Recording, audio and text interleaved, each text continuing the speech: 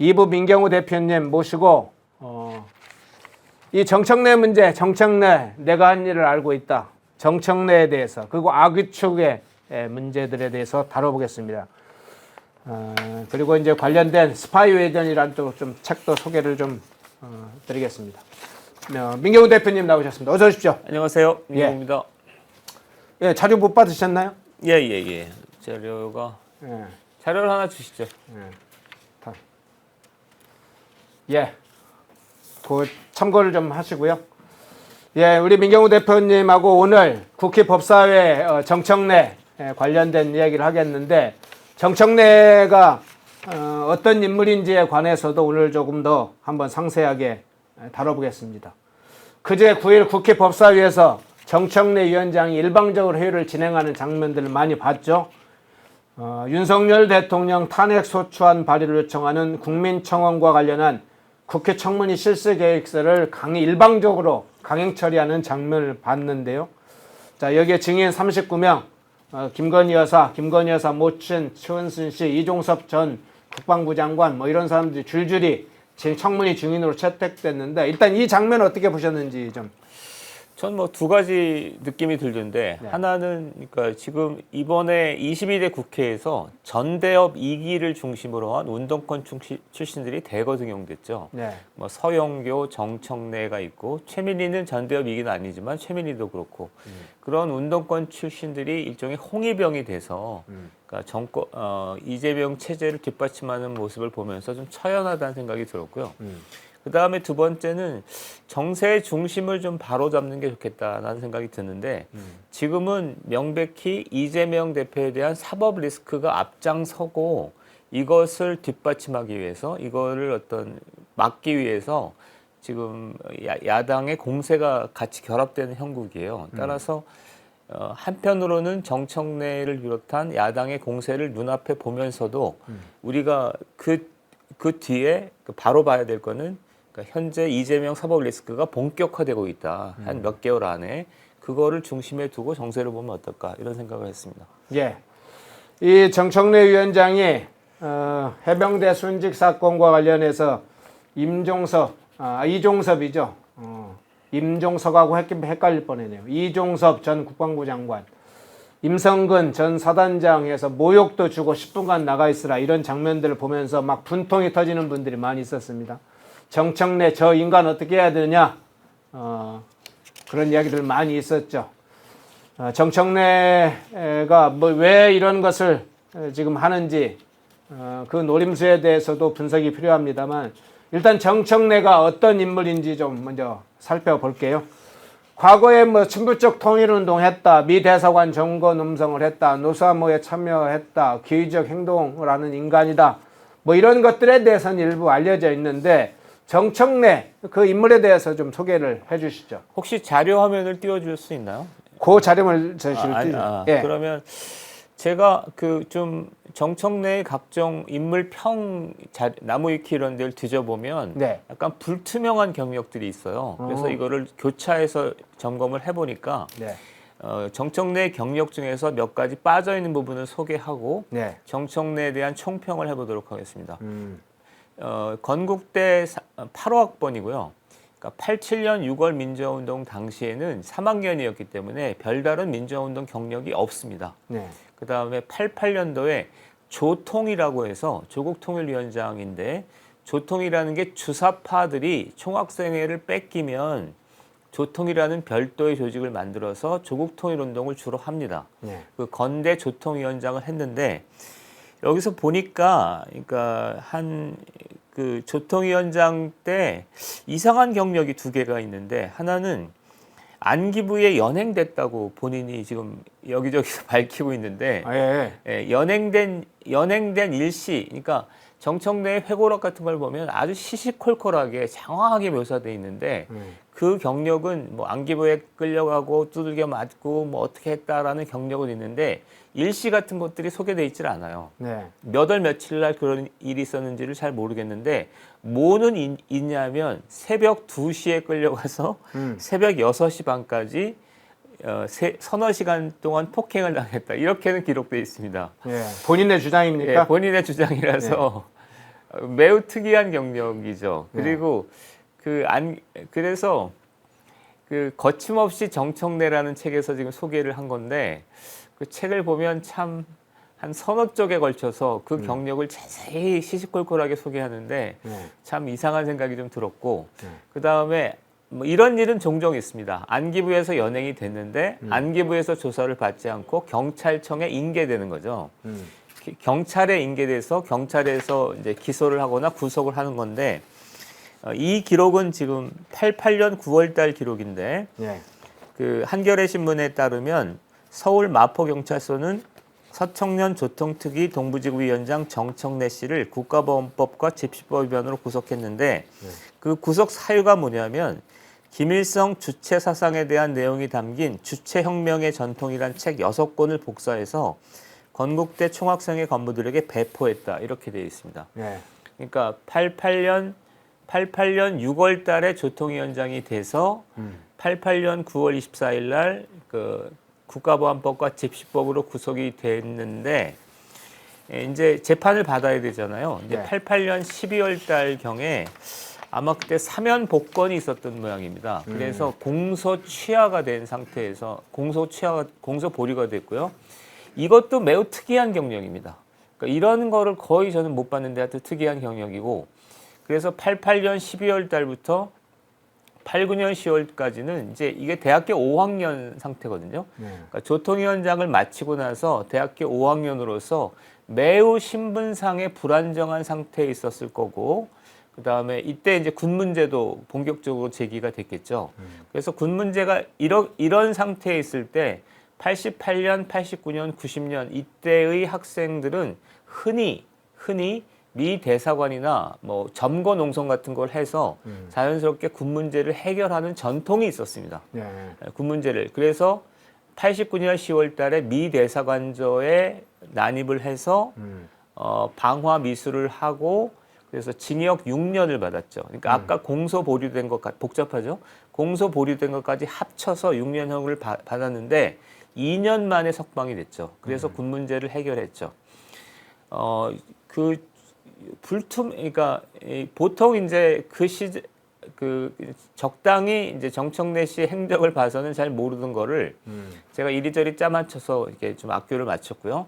전체적으로 요약하자면 6월 민주화 운동에서 별다른 역할을 하지 못했다. 88년에서 89년 정도 주로 주사파 학생 운동을 했다. 그리고 주사파 학생 운동의 주요한 경력중이 조통위원장을 했던 거, 미대사관자 방화 미수, 그 다음에 김일성 관련 서적을 배포해서 국가보안법으로 구속된 거 이런 것들이 있고요. 그 다음에 세 번째는 역시 군 미필 경력에 대해서 저는 군 미필 경력하고 안기부 연행 경력에 대해서 저런 일이 뭐 없기는 어려워도 굉장히 불투명한 경력으로 보입니다. 잠깐만요. 저 화면을 지금 띄워주는 화면을 목차를 그냥 보여주시면 됩니다. 제일 윗부분에 있는 목차를 좀 조금 그걸 확대할 수 있으면 확대를 좀 해주시면 지금 앞서 이야기해서 화면 중에 좀 필요한 게 저 목차 내용 중에 설명할 부분이 좀 있습니까? 미 대사관저 난입 테러 사건인데요. 미 대사관저 두 번째 부분이죠. 그 여러 가지 자료 중에서 이 자료가 가장 잘 나와 있고요. 이게 이렇게 됩니다. 이제 88년도 뭐 군대 문제죠. 저는 사실은 미 대사관저 난입 사건 이렇게 읽고 그 다음에 쓰기는 그러니까 읽고 제가 독해를 하기는 저 상태에서 군대 문제를 어떻게 해결하려고 했을까? 사실은 이게 개인적인 관심사입니다. 그런데 88년에 이제 조통위원장으로 구속이 됐는데 공소 보류로 이제 출소를 한 거잖아요.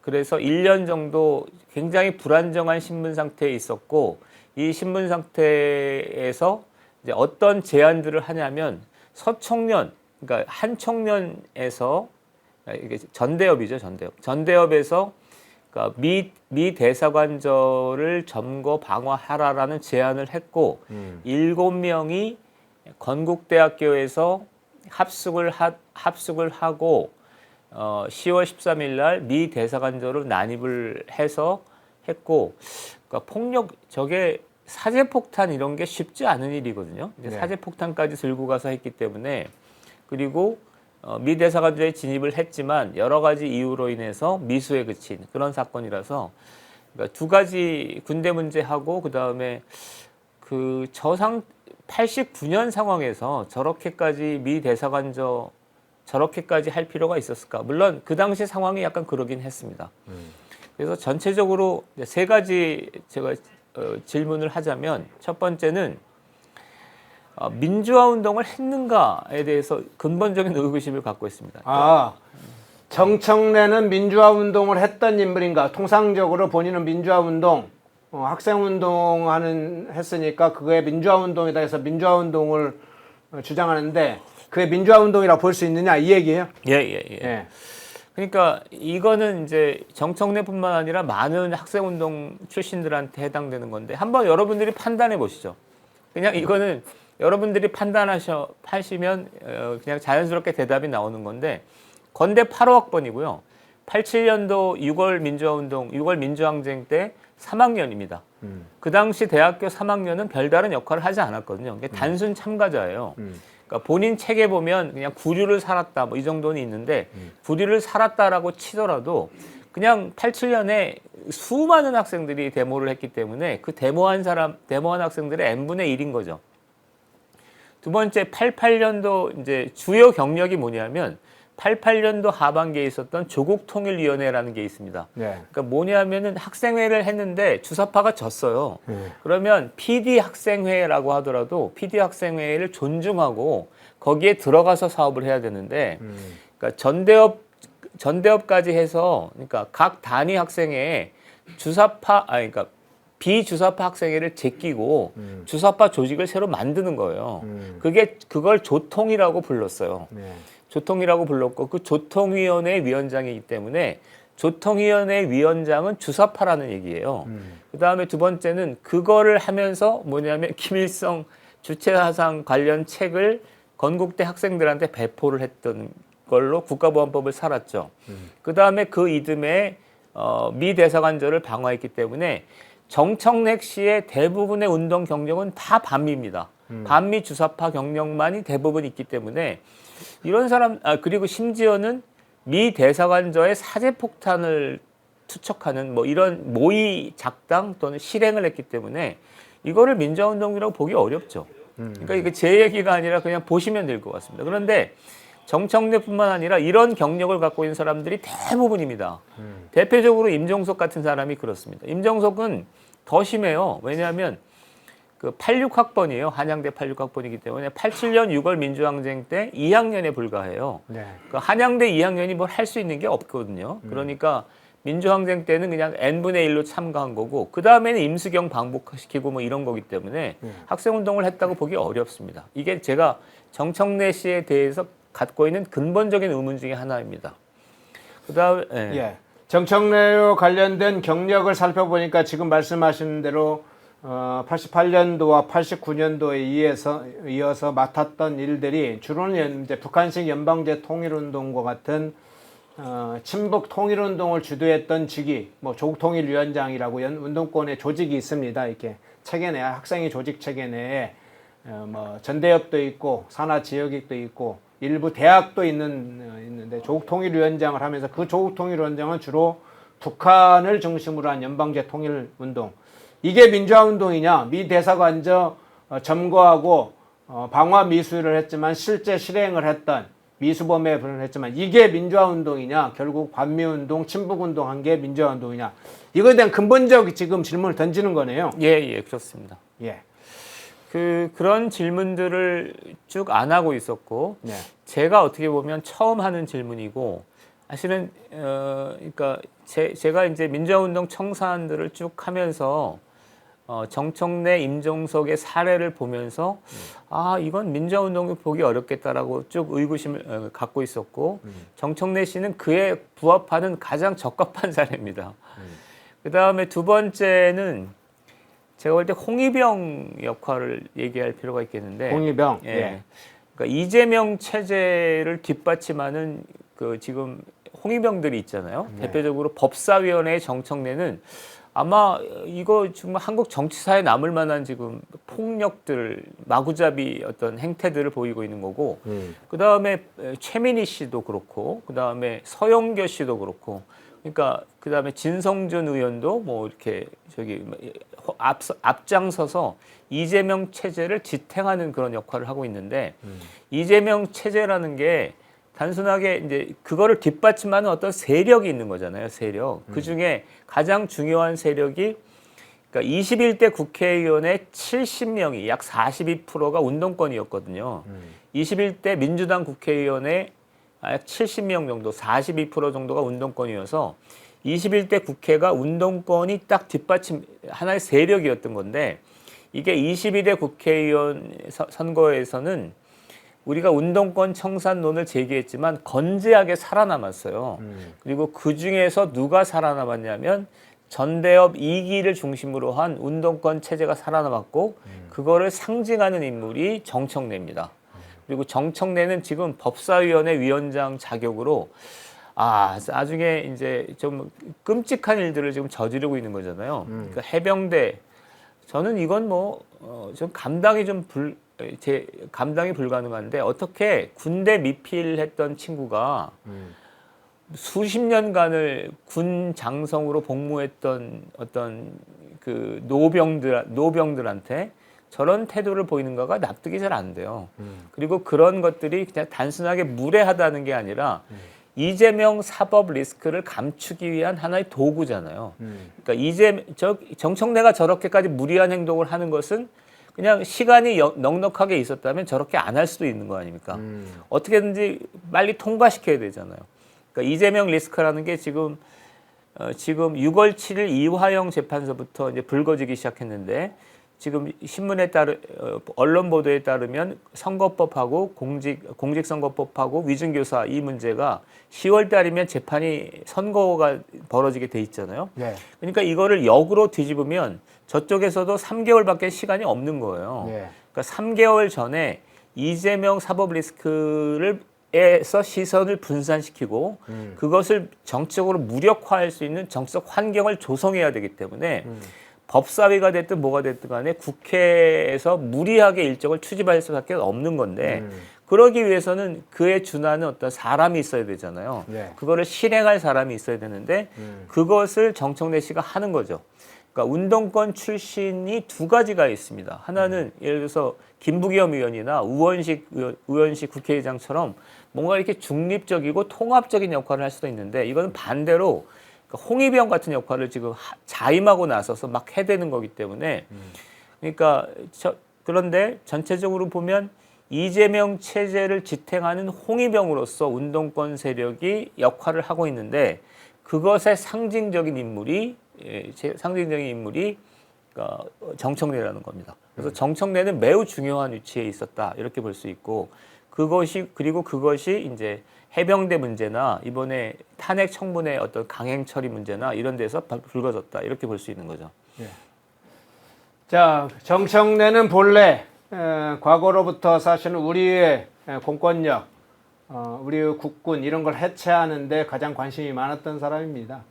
과거에 이제 물론 이제 국정원이라든 경찰과 같은 이런 흔히 말하는 공권력의 대표적 조직을 해체시켜서 국가 시스템의 그런 흔히 말하는 미제와 정권의 앞잡이 노릇을 하는 체제를 해체시키려고 했고 국군도 사실상 그런 생각을 가졌던 사람입니다. 더군다나 이제 물론 미군과 관련해서는 아예 주한미군 철수를 앞장서 주장했던 인물이에요. 그러니까 제복을 입은 사람들에도 어떤 태도를 갖겠습니까? 그들을 적으로 보고 있는데 그러니까 이종섭 전 장관이나 신범철 전 차관, 신범철 차관은 빼더라도 임성근 사단장 같은 지금 현역 또는 전직 주요한 장군 출신들을 다 우습게 보는 거죠. 저 사람들은 척결해야 할 대상으로 보는 거죠. 우리 국가를 지키는 제복을 입은 사람이라고 보지 않는 것이죠. 그런데 저는 이거 좀 궁금해요.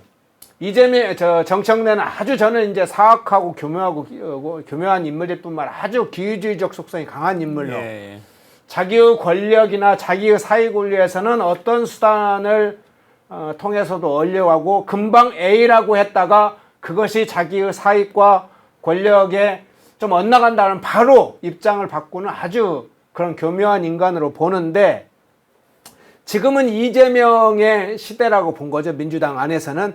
이재명 체제 안에서는 이재명에 바싹 붙어가지고 자기가 가장 이재명의 수족이다, 가장 이재명을 잘 따르는, 이재명의 지금 위기라든가 뭐 이런 걸 극복하는데 자기가 가장 잘할 수 있고 자기만이 그걸 할 수 있다는 식으로 해서 이재명의 가장 충신인 것처럼 그런 사실은 정치적 스탠스를 취하고 정치적 행보를 걸어와 오고 있는데, 그 이유는 이재명을 지지한 정치적 기반이 개딸이라는 강력한 정치 기반이 있다. 그 정치적 기반을 이재명을 통해서 그 강력한 정치 기반을 얻겠다. 이게 이제 하나이고요. 또 하나는 거기에서 머무를까.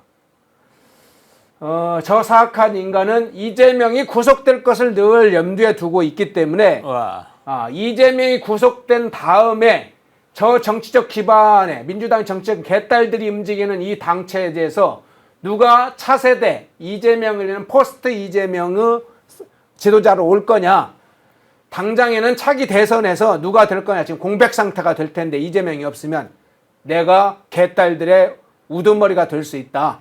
이재명이 가장 수직이어서 만들어놓은, 저는 이걸 노리고 있어서 지금 강하게 지금 막 각종 법사위에서 아주 상상치도 못할 정도로 과격하고 폭언을 쓰고 협박을 하고 모욕을 주면서 개딸들의 열광을 막 일으키고, 그걸 자신의 정치적 자산으로 만들라는 목표가 그 다음에 내가 이재명이 없을 때 이걸 염두에 지금 두고 있다고 저는 보이거든요. 그 부분 어떻게 보세요? 야, 지금 앵커가 감당하기 어려운 질문을 했는데, 네.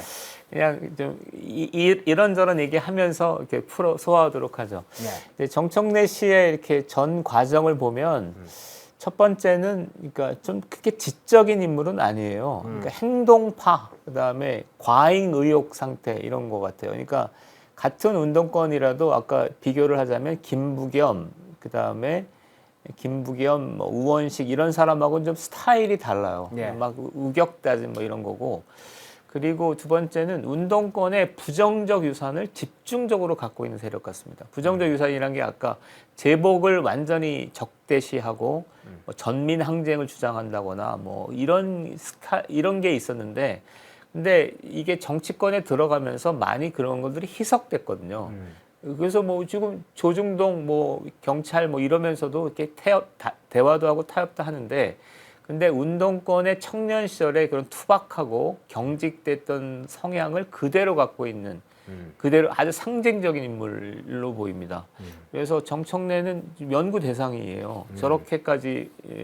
그다음에 세 번째는 기회주의적 속성이 있습니다. 제가 이제 군대 문제를 계속 얘기하는 것은 군대 문제를 푸는 과정에서 제가 이게 얘기하기 좀 곤란한 것들이 있는데, 뭔가 이렇게 물론 그 시절에 그 군대를 갈 거냐, 뭐 무슨 뭐 이를테면 점거 농성을 할 거냐, 이런 굉장히 복잡한 얘기들을 했을 텐데, 그런 얘기 과정에서 뭔가 이렇게 하여튼 찜찜한 게 있고 그걸 파헤치는 게 필요하다는 생각이 들었고요. 그 다음에 결정적인 거는 길잡이 학원 인설때입니다. 제가 이제 학원을 했었기 때문에 길잡이 학원 얘기는 좀 들었거든요. 체벌로 유명한 학원이에요. 체벌로 유명해. 소문이 많죠. 그리고 이제 스파르타 교육 뭐 이런 얘기했죠. 그런데 이제 그 정청래 씨가 쓴 책에 보면 무슨 뭐 민족 교육이고 뭐 학원에서 무슨 민족 교육을 해요. 가난한 애들을 위한 뭐고 그런 얘기를 장황하게 써놨어요. 그다음에 그 정청래 씨의 운동 경력은 사실 보잘것 없어요. 여기서 이제 보잘것 없다고 해서 제가 폄하하고 이럴 마음은 없는데, 이제 운동 경력이 요만큼인데 책에 보면 이만큼 부풀려 놨어요. 그리고 모든 게 다 그래요. 정치 경력 뭐 요만큼 했으면 그걸 이만큼 부풀려 놓고 해서 뭔가 이렇게 떠버리고 그다음에 뭔가 자기의 어떤 경력을 과시해서 그것을 어떤 이후 진출의 발판으로 삼고 뭐 이런 게 아주 능한 사람 같습니다. 그러니까 한마디로 그러니까 지적인 또는 어떤 정치적 경륜은 거의 없는 행동파. 그러니까 나쁜 의미의 행동파 아닐까 싶고, 그 다음에 아까 앵커가 얘기했듯이 이재명의 사법 처리 이후에 권력까지를 염두에 둔 행보가 아니겠느냐라는 생각을 얘기를 하신 거잖아요. 네.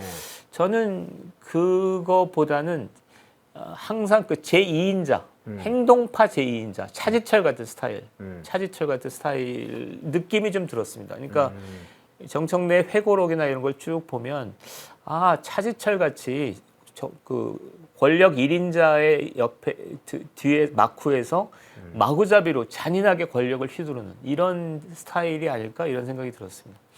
예, 스톤블루님, 정청래 여기서 난리치지 말고 북한에 가서 편하게 살아라. 네, 북한에 가서까지는 뭐 무슨 말인지 아는데 편하게 살아라. 편하게 살 수 있을까요? 거기 가면 정치범 수용소 아마 가게 될 겁니다.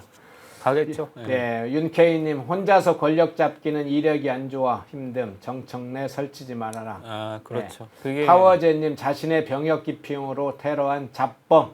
네, 잡범으로 보시는군요. 예, 정청래의 기회주의적 속성, 여러 가지 자신의 가지고 있는 여기에도 아까 보니까 여러 가지 실력이나 능력, 법사의 능력이 안 되면서 억지 부리면서 막 판 뒤집는 이런데 상당히 능한 걸 얘기인데 음흉하고 기회주의고 모략에 능하고 그런 아주 인물들 이야기를 좀 진단을 해주셨습니다. 모두가 숨죽이고 침묵하던 시절 펜앤마이크는 앞장서 자유와 민주를 외쳤습니다. 자유파 정권 탄생을 위해 싸웠습니다. 2024년에도 펜앤마이크는 쉼없이 달려갑니다. 민주주의 체제수호의 선봉이 되겠습니다. 왜곡된 대한민국 역사를 바로 세우겠습니다. 2024년에도 펜앤마이크를 응원해 주십시오.